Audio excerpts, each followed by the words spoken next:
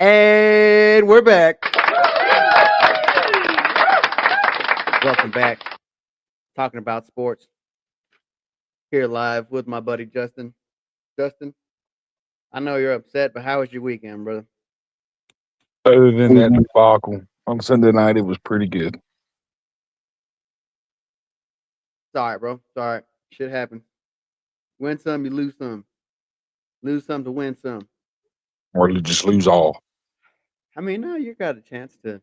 You can finish above 500, bro. You can be like the Vikings. The Vikings played with some pride last night, bro, but we'll get to that. Let's start up towards the Midwest with Kansas City, who, for the first time since I believe 2015, are not going to make the playoffs this year.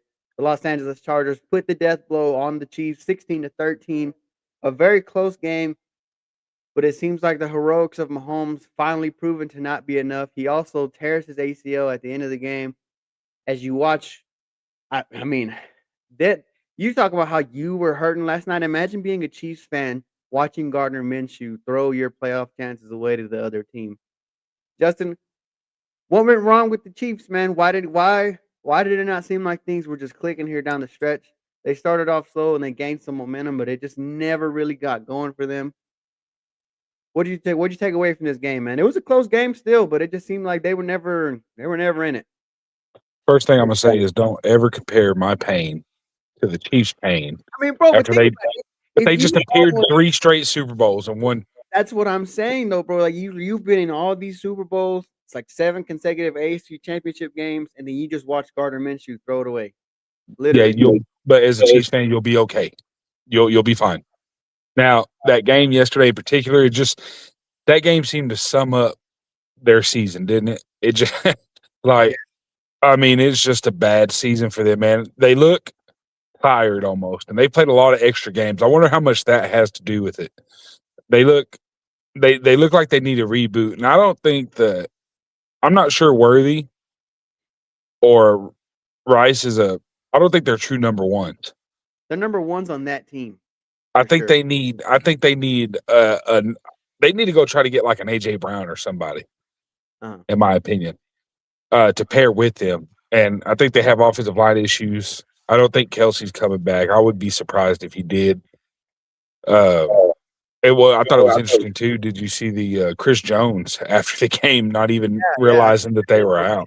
he thought they were still at it. They still had a chance. He was like, "We're out." Oh, and it just like shocked Well, I found out yesterday this is the first time he's ever going to miss the postseason in his entire career.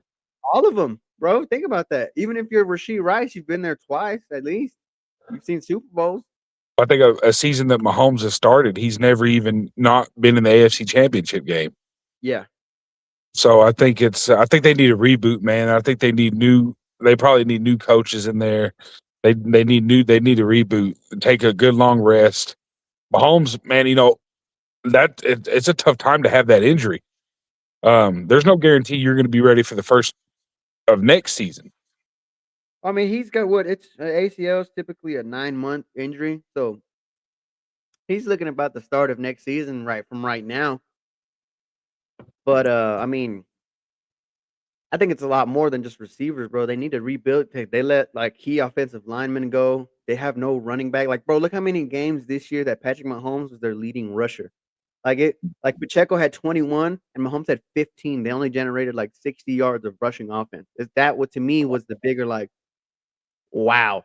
And then also like I said, where the magic comes in, that were 6 for 13 on third downs, bro. It's just if you're giving up the ball, not really getting in the end zone, what do you really like? What chance do you really have, especially with Chargers defense is playing a lot better than what they had. Not saying Herbert had a great game. He had a good to mid-level game. He had 210, 1 touchdown, 1 pick, sacked 4 times, but Mahomes was sacked 5 times, bro. It Yeah, was it was there's something about Herbert when I watch him, man. I'm just not a believer in it Justin was Herbert. for their lives and then trying to figure out who's gonna end up standing, and it turned out to be Herbert. Yeah, and it was crazy. Like I said, I'm not a believer in Herbert, man. I Mhm. just think the Chiefs. It looks like they're actually going to have not just miss the playoffs, but I think they're going to have a losing season. I mean, it's a high possibility, bro. With there's what 3 games left. They're 6-7 now, right? 6 and 8, I think. Yeah, I mean, yeah, there's no to win. You win out, you get above 500. But yeah, with Gardner Minshew and all the hope being lost for the Kansas City Chiefs, bro, I can see them not having a winning record and just And if you're in the AFC, aren't you like now's the time, man? it's open. It's really open, and we'll get to the conversation about that here in a minute.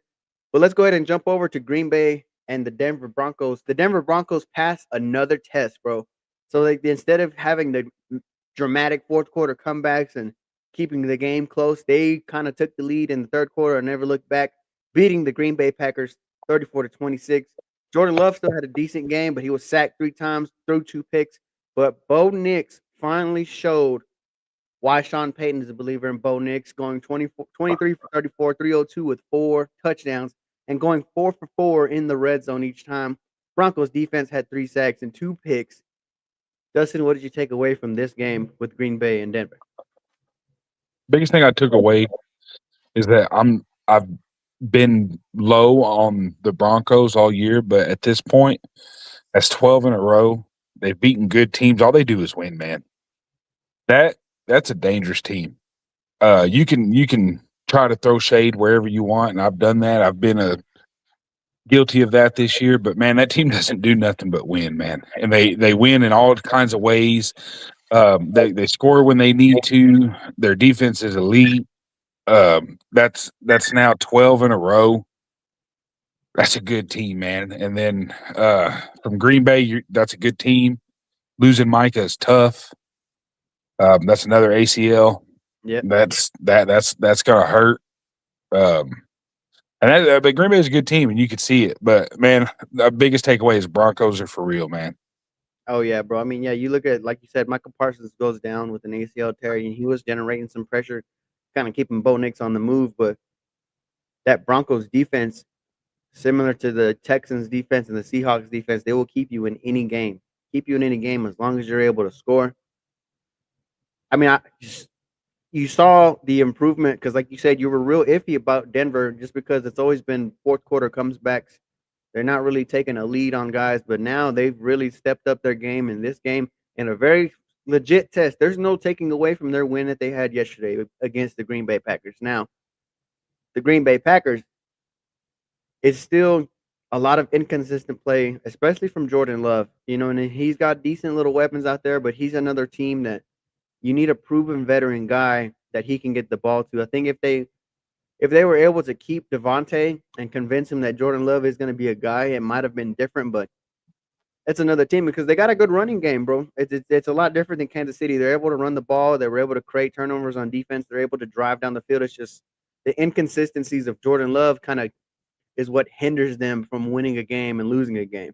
But to me, I mean, yeah, like you look at the Broncos, you're like, man, that's another team with Kansas City out of the way. You're like, man, I like these matchups. It's hard to be a team on the AFC side and certain teams to be like, man, I like this matchup. But talking about another team who's licking their chops to get in this playoff race, the Buffalo Bills dominate, outplay, out hustle the New England Patriots 35-31. Now New England was up, I believe it was 24-7 at the end of the first half, but then they get outscored 28-7 by Superman Josh Allen, who went for 193, 3 tuds, and only got sacked twice. And Drake May was balling that first half, bro. Drake May was balling 14 for 23 total, 155, had 2 rushing TDs, sacked 3 times though, and threw an unlikely pick. But Justin, what were your thoughts on this game? I know we were surprised at first, but then came to remember that it was a division game. It was a tight game. These guys are playing for the division and possibly first place. What are your thoughts on that game? Don't care about all that division talk in that game. That Patriots team is well coached. I think that's their superpower, and for them to blow that game, that just to me, that you got to throw Josh Allen's name right back in that MVP hat. That's an unbelievable win. They were down 21-0, and I get it. We've seen that with Dallas and Philly and all that. I get all that talk, but Patriots are better than Philly at this point, and I did not see that coming at all. And it sucks for the Bills because you just have to play Superman, but man, he does it consistently. I mean, let's be honest with ourselves. What are the Bills without Josh Allen? Yeah, absolutely, bro. Yeah, that's a great point, and especially because, like you said, he throws on that Superman cape, and with that performance that he had yesterday, it's hard not to put him back in that MVP conversation. I mean, bro, 3 touchdowns, one throwing for 193, coming back and out. Not only coming back, bro, down 24-7, but outscoring them 4 touchdowns in the second half. Like, that's insane to me. Just out there balling, kind of like, turning into the MVP that was of last year and taking full on control. And possibly, bro, you have to argue that Josh Allen right now is the best quarterback in the league, especially like the way that Mahomes has been playing with the Chiefs, bro. I mean, You have to legit argue that he could be the number 1 quarterback in the league right now. I think he is. What are the Bills? A 6-7 win team without him? Maybe. Yeah. I mean, who else is on that roster? I mean, yeah, you got James Cook, but they don't have elite wideouts. They're not great on defense, man. The thing is the Josh Allen show, man. Yeah. And, I don't see a scenario of them going all the way because the AFC is so tough, but it also wouldn't surprise me because that dude just puts on that cape, man. Now that's going to be a little different if you have to go to Houston or you have to go to Denver. But if there's anybody in the league right now that you could trust that might be able to move the ball on those 2 teams, it would be Allen. Now let's talk about that real quick, bro. You brought that up. This, if you can see it, this is the current playoff picture as it stands before tonight's game, right? You're looking at Denver being the 1 seed on the AFC side. Houston would go take on New England. Buffalo would go take on Jacksonville. The Chargers would go play Pittsburgh. If you're the Buffalo Bills and you enter this scenario, kind of like what we talked about in our first couple shows, right? If you enter a playoff with no Burrow, no Mahomes, no Lamar Jackson, even though he's played well against Lamar in the playoffs, should there be any reason why the Buffalo Bills don't at least make it to the Super Bowl? Yes, there's 2 reasons. And that's those 2 defenses in Denver and Houston. Now, I get you want to look at it from the quarterback point of view, but who's hotter in the NFL right now than Denver and Houston? I mean, who's hotter? I mean, Houston is on a tear. Houston is on an absolute tear, and that defense is absolutely elite. And they're starting to find a look. And I think for both of those teams, Houston and Denver, I think their defense is so good that they're allowing the offense to have time to figure it out. And it seems that both of them offenses are starting to get a little better week by week. So I mean, I'm not trying to make an excuse for Josh Allen and them, but that's 2 buzzsaw defenses in the AFC that someone's going to have to go through, man. And it would not surprise me in the least to see Denver and Houston in an AFC championship game. I could see Houston going and beating New England just because that defense is that good. I mean, bro, like, yeah, it's if you're Buffalo, I would agree with you. You're probably hoping that either Denver keeps the 1 seed, or you're hoping that the Houston Texans drop 1 game so they don't win that division because, like you said, Josh Allen was able to be Superman against these other teams, but when he runs into the phenomenal defenses like a Houston, like a Denver, bro, they bottle him up and take him out of the game, bro. They make you try to beat them with what you have, bro. I mean, do you really want to run in? Do you really want to go back to Houston if they win that game? If they win that game and swap places with Jacksonville, do you want to go back to Houston and face them again after they toppled you down for 8 sacks, got a couple of turnovers, and just completely took you out of your game? Or even at that, do you try to win the division against New England and just, completely try to avoid them? Because I think they have that option to try to beat and win out that AFC East to take and swap places with New England. And that would throw New England in a tizzy if they start dropping games right now at the worst possible time, man. But it's crazy because you look at that and you're like, man, it is kind of open. But it's like you're like New England at the same time. Like, they're very well coached, but you were like, man, we like that. There's New England fans that like that Texans matchup because they think, if we bring the pressure on the offense of the Houston Texans, we could have a game here and win this game. Same thing with Buffalo. Like, yeah, we like Jacksonville, or we like that game against the Chargers. We want all that. Or even Denver. If you're Denver and you're at home, the rest of the playoff, bro, if the AFC runs through Denver, it's hard not to say they're going to go to the Super Bowl. And it's hard to go in there and win. They were like the belle of the ball preseason pick for everybody to go to the Super Bowl, and now we see why. Well, I think there's a narrative on Denver and Houston because think about it. Denver started 0-2. Well, they've won 12 in a row now. Yeah. Houston was kind of looked at as all the way out of it after starting 0-3. Well, they're 9-2 since that run. So Yeah. who the hell wants to play those two right now? And like if I'm looking at it at Buffalo, I like Buffalo in every matchup in that playoff bracket except for Houston and Denver.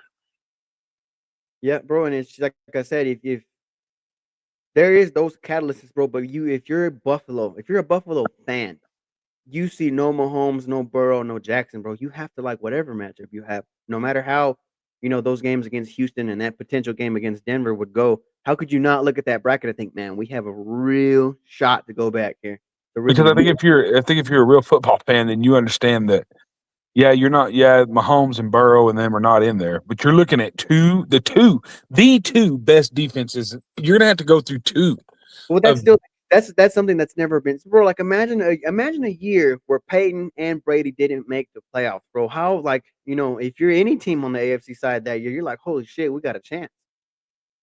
Yeah, but then back then, if that would have happened, you would have ran into the 2000 Ravens defense. And I mean, that team that went and won a Super Bowl with Trent Dilfer. And Come on. that is the beautiful thing too, bro. The two times that happened where they weren't in that Super Bowl, it was because the best defense in the AFC side, let alone the best defense in the league, went on to win them that Super Bowl. And Both of them were Ravens teams. and if there's anything in football that we know in any level of football that travels, it's defense. Yes. Defense is usually going to be there week in, week out. On offense, if you're predicated on offense, you might have a bad week. And if you go on the road to Denver, it's going to be loud. It's going to be hard, and that defense is already tough. Mhm. It's going to be hard to go into Denver and win in the playoffs. It's just going to be hard. They're well coached. We knew Sean Payton was going to do his thing, and he with that defense, all you need is him to scheme up enough offense. Houston and Denver, it seems like, hey, score 24, you probably have this thing won. Yeah. I mean, bro, Even, if you can get over 20, we'll win you the game. Is what it seems like between both of those teams. If you can just get to 20, we'll handle the rest. And that's how it was with those Ravens defenses, bro. You get to 20, we'll handle the rest. We'll keep them to 19. I mean, and you're right about Buffalo. I mean, the one edge that they do have is they probably have the best quarterback in the playoffs. Yeah, and then not only that, bro. You look a lot of the rest of these teams outside of Houston, Jacksonville, and Pittsburgh. A lot of these guys are just Denver's got the inexperience. Los Angeles doesn't really like. Los Angeles is kind of limping into, but they're not that experienced in the playoffs. They've had maybe like one or two good playoff wins. New England I is don't young, trust well Pittsburgh. coached. They don't have that outside of their head coach. They don't have that experience with them either. I will say for Jacksonville's sake that they are a little underrated. They're a pretty good team, dude. They're a pretty good team, and you don't hear anybody talking about them. And I get they have their issues, but that's a pretty good team. That's a scary game. You cannot sleep on that game if you're the Bills. Yeah, no, you can't like you're that banana peel away, similar to that year where remember Pittsburgh overlooked them and they ended up losing and Jacksonville went to the AFC Championship game. Then that was insane to think and comprehend and process, bro. But I don't know. Like you said, that AFC side's wide open. The guys that have been playing in the championship games are not there this year, and it's all going to come down to who can perform when the lights are the brightest they can possibly get. But let's talk about those Houston Texans who played quite a very good game offensively this time, beating the Arizona Cardinals 40-20. Now, the offense looked great, started off hot. The only thing I didn't like was Arizona kind of found that formula to get one over on that defense. Granted, they only gave up 20 points, but they gave up over 300 yards of total offense, bro. And Trey McBride. Now, I've heard people tell me about Trey McBride all year, and I haven't like really watched the Cardinals outside of whatever games might pop up on, bro. But he was balling, single-handedly balling, bro. He 134 yards, 2 touchdowns. Man was on every play, hitting us with tight end screens, getting deep down the field, bro. It was insane to me. But CJ Stroud was CJ Stroud. He looked like CJ, bro. He 22 for 29, 263 tuds, only sacked one time. But that defense still stood on its head and held on to 20. Like we said, if you get over 20, we got the rest. Justin, what did you think about that game and that performance out of the Texans? I think they performed well. I think they performed as well as you could hope. I think people look at that game and I think Arizona's better than people think they are. That's a scrappy team. I mean, with And Jacoby Brissett, yes. Jacoby Brissett can really play, man. I mean, he played a decent game yesterday. And I mean, you gave up 20. Some of that, the game was starting to get out of hand a little bit. So I don't take much stock into that. And I think Arizona's really good. I don't think they're really good, but I think they're really they're like scrappy, man. That's a scrappy team. Mm-hmm. They put up a good fight with a lot of people. So I think for me, Houston's one of the hottest teams in the NFL.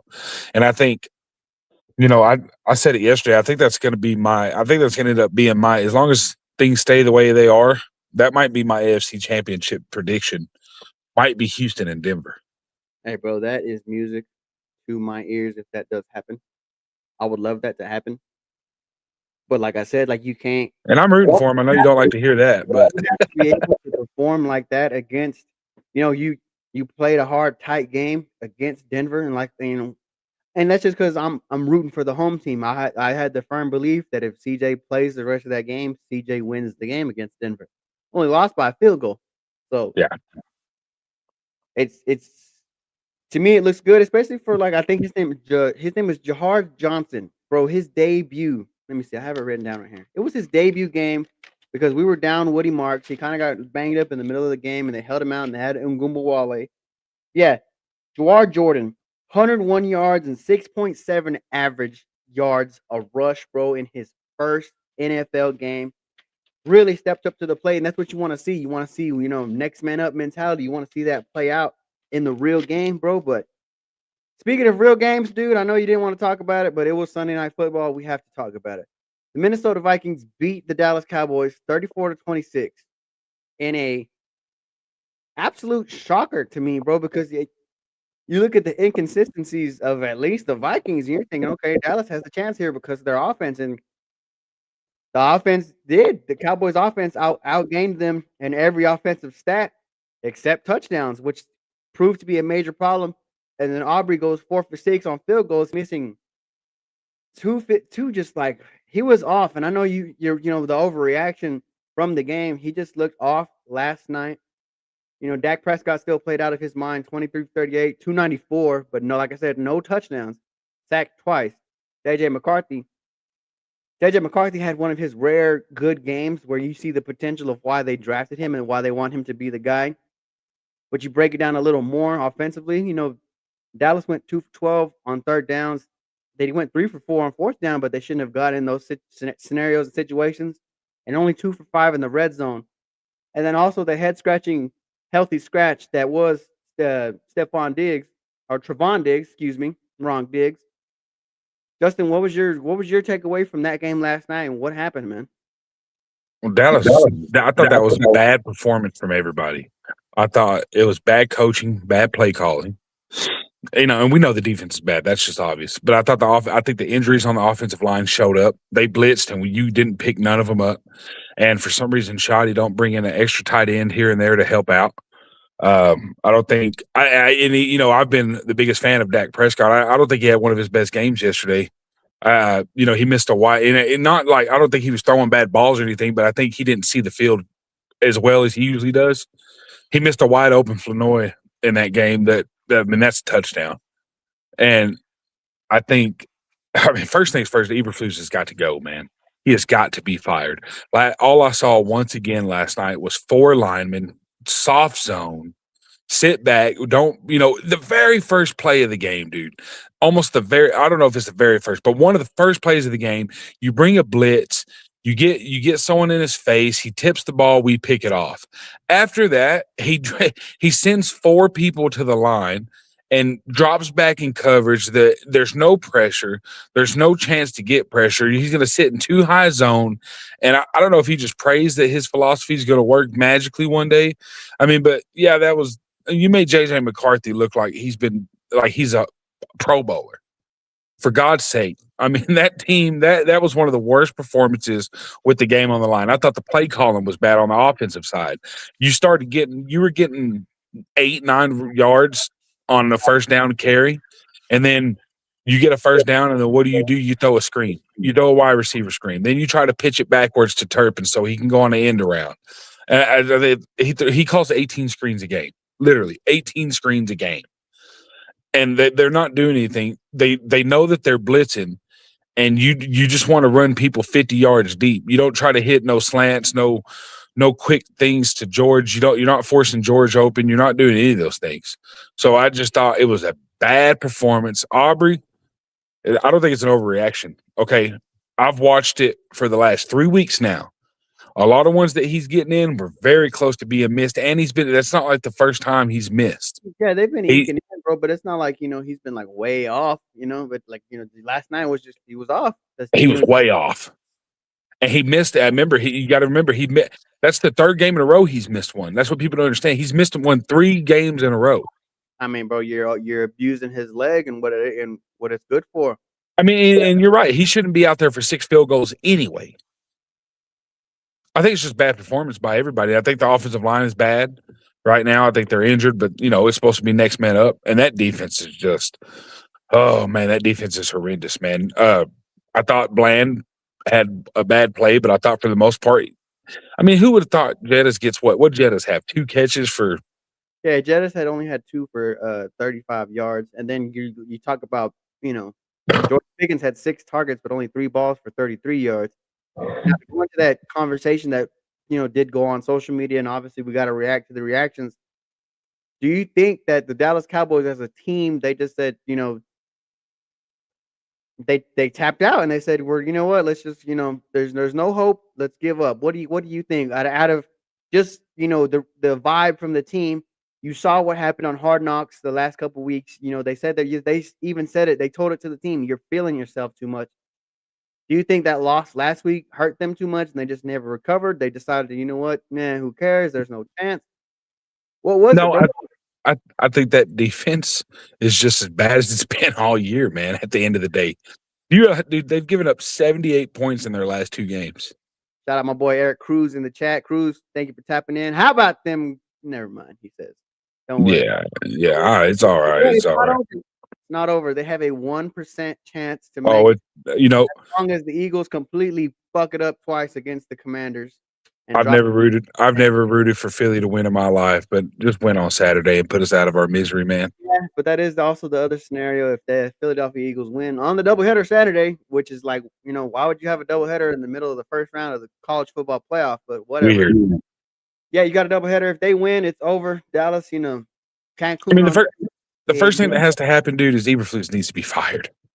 I mean, you've given up 30. Let me ask you that. Similar to the Chiefs, bro, what do you think? And start with the Diggs situation. What do you think are the holes that need to be fixed for the Dallas Cowboys? Because there's something there. It's not completely broken or ruined. There's something there that you can fix and build on. It all matters what direction you take it. What do you do if you're able to get in the ear of Jerry Jones and convince him to do something? What do you do as a fan? We need a pass rusher, and we need Caleb Downs. We have got to rebuild that secondary. I mean, my God, that hype around that Revel Jr. kid, he's not good. I don't understand it. He's just not that good. DaRon Bland, he's decent, but I think he's a better corner slot CB than he is an outside CB. And I don't know what you're going to do with Diggs. It looks like you're going to trade him, I guess, at this point. Because they said he had a great week of practice. And I don't know if maybe Shoddy just don't like him and they're just going to move off of him or what. He had a great week of practice, but Jerry Jones on Friday said he's not healthy enough. And that's where the scratch came from. Jerry said no. So the breakup is imminent. It's coming. Yeah, so you're gonna have to get let's not get wrong. Like, yeah, he was, he wasn't playing super well, bro, but he was already poo-pooing the season when the whole Micah situation was coming up. Remember, they were posting the bad boys pictures of them 2 together, like, hey, one last run. So that kind of goes with the conversation of, was Diggs really even, like, was he really in with the team? Was he really part of? It's a crazy comparison I made today. I think Diggs seems to me like the defensive version for the Cowboys of A.J. Brown. He didn't like the Micah thing, of course, but If you recall, after like week 3, he called out Eberflus and the whole defensive scheme and said that they just weren't good enough. That's not what they do. And I mean, to his credit, he's fucking right.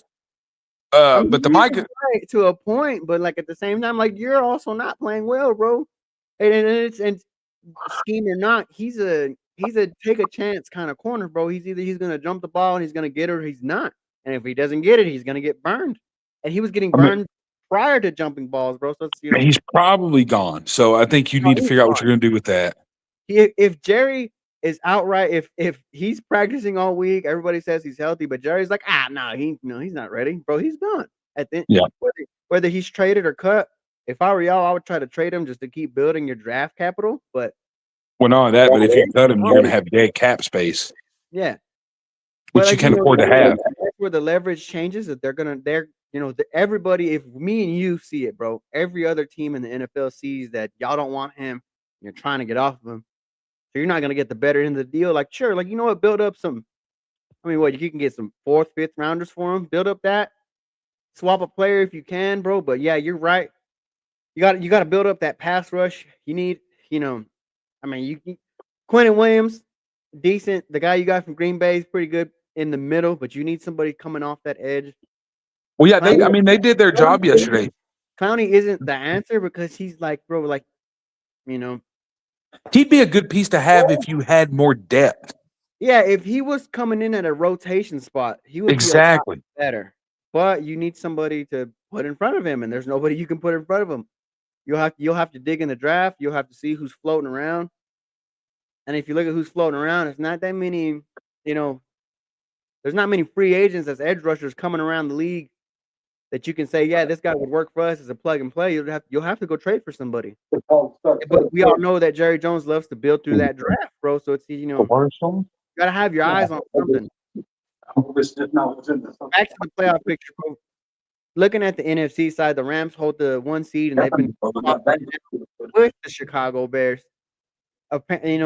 As open as a race the AFC is, it's a super tight race on the NFC side, bro. Looking at these matchups, looking at how it could play out if it was to finish right now, who are you looking at the NFC side to make it to the bowl? I'd have to favor the Rams. I think Stafford's that good. I think if I was going to pick a NFC Championship game, I'm probably looking at Seattle, LA. I think Jordan Love's inconsistencies aren't good enough. I don't trust the Niners. I think the Eagles are out pretty quick. The Tampa Bay defense isn't good enough, and I think Chicago is really good, but I think they're still a year or two away. So I think for me, I mean, it could be anybody, to be honest, but I would favor LA. I mean, look, it's hard for me not to say that. I can see the Bears, if they stay hot and continue to play as well, and if they hold home field advantage and they don't have to leave Chicago up until that Rams game, I can see the Bears doing it, making it. Just, they're just very explosive and they're playing very well together. Would you look at that Rams defense, along with, they lost Devontae to injury. We don't know how bad it is or how long he's going to be gone. But they still have Puka Nacua, who is also showing himself as being one of the top receivers in the entire league this year. It's hard not to favor them Rams, bro. You're right. You look at them, you're like, man, we like this matchup. You said, the Green Bay Packers, Jordan Love, super inconsistent. San Francisco is hot and cold to a point, but they have too many questions, too many holes themselves. Seattle is good. But Sam Darnold's starting to slip. Looking at that Colts game they played, bro, they didn't dominate the Colts like they were supposed to. That was a super tight game, won by some field goals. Sam Darnold had the same problem last year where he just completely fell apart down the stretch. Can you trust him or not? And then Tampa Bay and Carolina are playing hot potato with who's going to win their division by default. Philadelphia is going to win, falling backwards into their division, and they have the most problems out of any team. So I agree with you, bro. Looking at that, I can see the Rams, Seahawks, Rams, maybe Niners. Who's to say? I mean, no, I guess it would all depend, bro. But for me, for sure, I would stick with the Rams taking on the Bears in LA for the NFC Championship game. I could see the Bears. I think they have the best O-line in football. The Bears do. Yes. I mean, bro, they stole a lot of the Chiefs O-linemen. Yeah. Yeah, that O line could get them there. I just think Seattle will figure it out. But I think that we're both in agreement that the Rams look like the best team, and I just think Philly's offense is going to run into somebody who's I like. I don't trust Philly if they run into Green Bay. I think that defense will cause that offense way too many problems, and they're going to be on a high horse because they just beat the dog crap out of the Raiders. But it's the Raiders. Now, continuing on a playoff conversation, this weekend is the college football playoff, bro. I'm gonna let you burn real quick, and I'll be right back. But tell the folks what you think about these playoff matchups, bro, and I'll be right back. First thing is, I think JMU and Tulane being in. I just don't understand it. I never will. So I think we just chalk those games up. Those are just going to be those are going to be dog walks. I think we all know that. I don't believe in JMU or Tulane. I think Oregon and Ole Miss are going to crush them. So I would go ahead and move them on. I like the Bama. The Bama OU game is very interesting. I'm actually going to favor Bama in that game. Really? I favor Bama in that game. Well, that's a rematch, isn't it? It's a rematch. And I don't trust OU's offense. Mm-hmm. I just don't. And like I said, we know Ole Miss and Oregon are just going to smoke those two teams. Those are just washes. Go ahead and move those on. The Miami Aggie game, I think Miami might win that game. I mean, yeah, that's an interesting matchup right there for sure. I think so looking at the schedule, Alabama and OU kick it off Saturday. The rest of the matchups will come on Saturday, or on Alabama OU Friday. The rest of the matchups come up on Saturday. I agree with you that Oregon should dominate JMU. Now, some of the bets are like, the line's getting closer to them for Oregon and JMU. I don't see why, but you look at Ole Miss and Tulane. To me, that's still the head scratcher of how committed are those boys after losing their head coach, getting a couple decommits in there. To me, the matchup to watch is for sure that Miami and Texas A&M game, bro, because that's going to be the one. If they get whoever wins that game, if they look really good, especially after how Ohio State kind of got shown up in the Big Ten championship game, you might favor somebody that goes in there with enough confidence. We still don't know how these teams are going to react to the bye week, but it's very interesting to look at, man. Especially if I had to give my prediction, I think A&M and Miami are both running into a buzzsaw. Whoever wins that game, I think Ohio State's going to take care of business there. And I think if I had to give you my prediction, I think you're going to get Georgia and Ohio State in the semis and a little bit of homerish. I think Tech is, but I think Tech is just better than Oregon. So I think it's going to be Texas Tech versus Indiana. That's the second round matchup I'm looking forward to, assuming that Oregon does pull it off. Oregon and Texas Tech, because it is going to be neutral site. Don't forget that you go to the big, I think that's crap, by the way. I mean, it'll be fixed if they change it to 16, because then you'll have to add more home games. But I mean, bro, like they pay all this money to hold these games. The Rose Bowl, the Sugar Bowl, the Orange Bowl. This is reserved. It's ritual. It's every year, but it's still a super interesting matchup because those are two it's a good high power offense taking on a phenomenal defense in the country. So you're like, man, you look at these matchups, you're like, man. And you remember Tech and Oregon played last year. Yes. And Tech was leading that game with a minute 44 left, and they're not even close to the same team that they were last year. Absolutely, bro. But Oregon's really good. I mean, you look at these matchups, especially if you go into the second round, it all depends. I like Georgia's path because I can see them getting past Ohio State. I can see them dominating whoever comes out of Tulane and Ole Miss. Like I said, that super interesting matchup is Oregon and Texas Tech, because it's like, okay, what do you got? Both of you guys kind of got questions. People question your resumes, but you've been playing super well all year. It's a matter of who's going to put up and shut up, bro. And then A&M in Miami, can they catch Ohio State off guard? That's the real question, bro. Who do you favor right now to win it all in terms of the CFP? Who do you favor to win the Natty and bring it home? I wish I could say Texas Tech, but I had to say Georgia. Georgia, to me, is my favorite to win it all. I think they're playing the best ball. I think they've been unbelievable late part of the season. I think they made a statement by that Yeah. SEC championship game. What they did against Texas was impressive. I think that's got to be they're my favorite to win it all.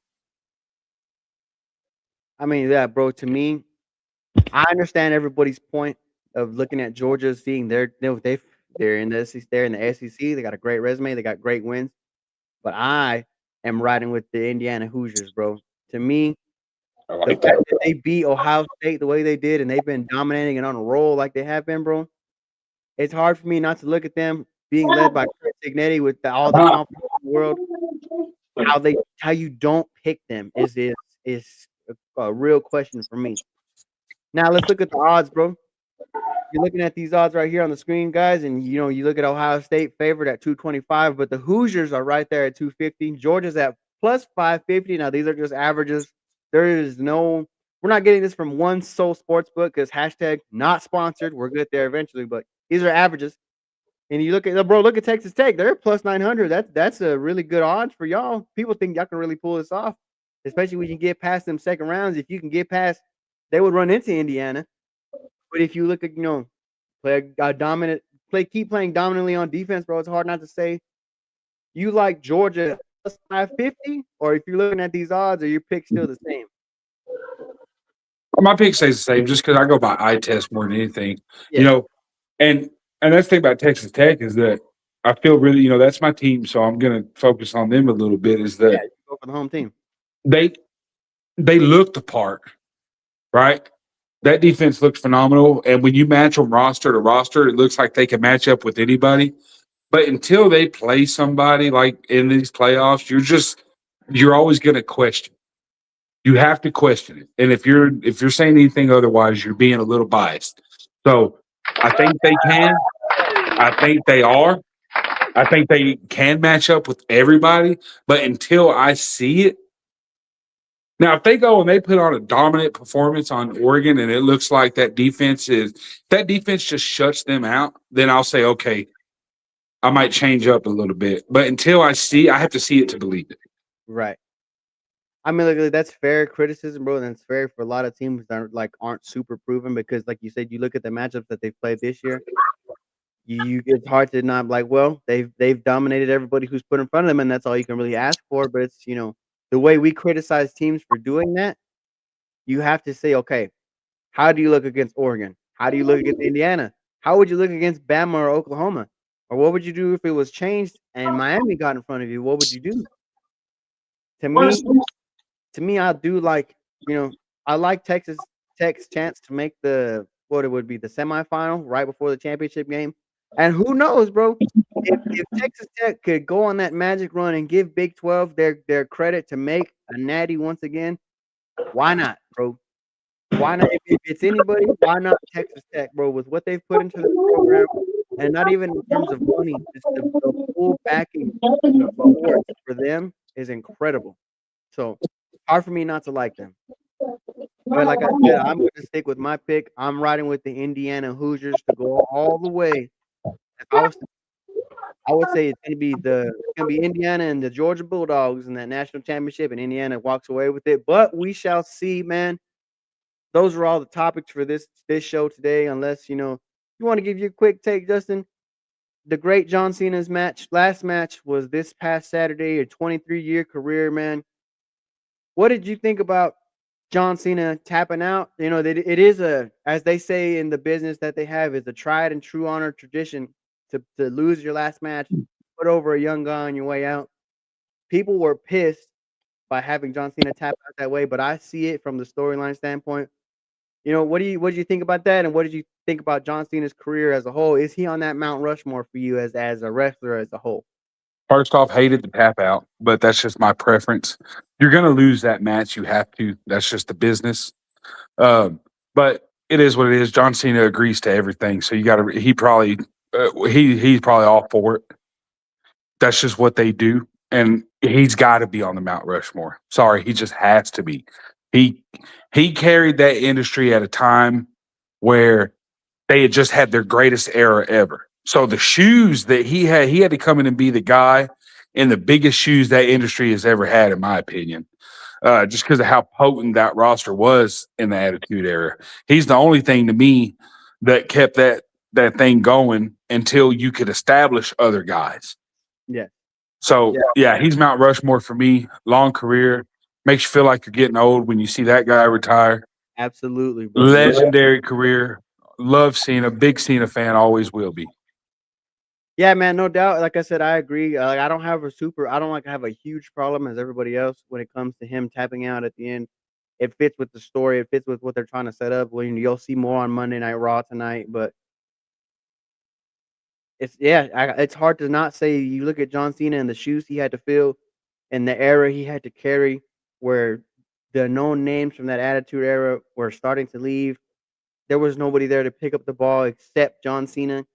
The success, the numbers, the reach that he had was on levels that could only be seen by guys like the Stone Colds, the Rocks, the Hulk Hogan's, the Ric Flairs.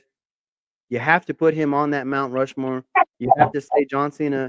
If he is not the GOAT, one of the GOATs, greatest of all time. It was still a great match, still a fantastic career. But that being said, that is the show. I want to thank everybody for tuning in.